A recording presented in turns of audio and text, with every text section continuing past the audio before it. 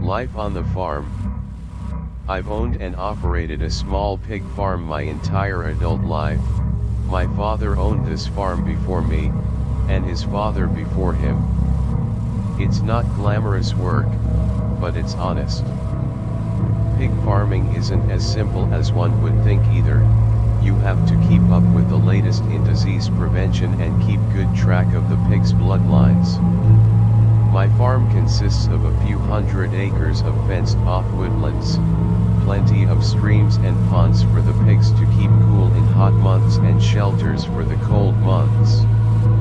I don't like the modern hog sheds where they live on concrete their whole lives. My pigs are big, happy creatures. A few years back my neighbors started selling off their farms to a big corporate pig farming operation. They made me a nice offer also, but I wasn't interested in selling. That was that. They had their farms, I had mine. They built a number of huge hog sheds for mass production all around the county. A few miles down the road the corporation built what I assumed was their big office building. The office was a rather large, nice-looking building, 2 stories tall and about the size of a football field. For the first few years everything was fine, no troubles from them. Then a few odd occurrences started happening. I first became suspicious that something was wrong when I went out to feed the hogs their corn one spring morning. I was filling one of the troughs to the usual happy reception, when I noticed a sow in that section that wasn't one of mine. See, all my swine were dark colored and woolly. This one was of the pink variety. That wasn't all that unusual, as once in a while a neighbor's pig would find a way through the fences and get in with mine, and I'd just check the tags and get it back where it belongs. No, the problem was that this pig had very human-like arm growing off the side of its right front shoulder. Not a grown man's arm, but an older child-sized arm. It wasn't just hanging there either. That pig was using that arm to scoop corn out of the trough and bringing it to its mouth. It worked that arm good. That was no vestigial limp. After staring in shock for a spell I went for a rope to lead that one out of there.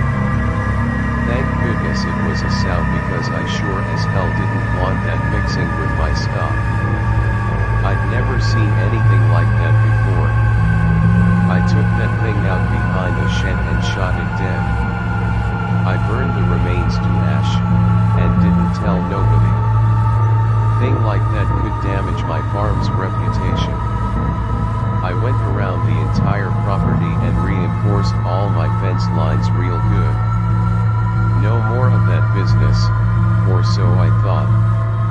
Might have been a year or better passed without further incident. Then one evening I was out taking account when I heard some feller calling for help down by the stream.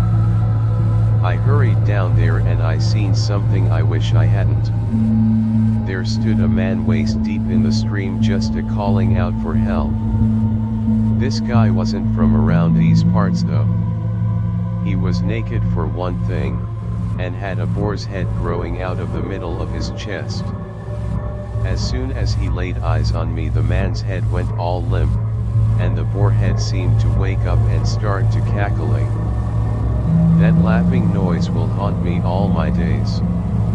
I ran as fast as I could get back to the house. That thing giving chase the whole way, just making that awful croaking laugh, and throwing rocks at me. I got back to the house and bolted the door fast. With shaking hands I called the sheriff. I didn't say what was really out there, but said there was some naked lunatic on my property, and if they didn't get here fast I was gonna shoot him myself. Things got quiet out there for a bit. Then I heard this big thump noise from the living room. I grabbed up the 12 gauge and crept around the corner. At first I didn't see nothing, but then another thump. It came from the fireplace. This thing was up on my roof tearing bricks off the chimney and throwing them down into the fireplace. It had stopped the laughing and had begun carrying on for help again. Just yelling for help down the chimney and throwing bricks. I went over and stuck the 12 gauge up the chimney and fired off a round straight up. I heard it scrabbling around up there, then heard it jump to the ground and run off. Once the sheriff got there a good 2 hours later, I described everything that happened sans the part about the pig's head growing out of that feller's chest. Sheriff said it's probably some of them kids been smoking wacky tabasi again and just to call if he comes back. I thanked him for his time and he went on his way. The next day there was some blonde lady at my door asking what exactly I seen. I told her like I told that sheriff. She seemed to be doubtful of my account and asked what I really seen.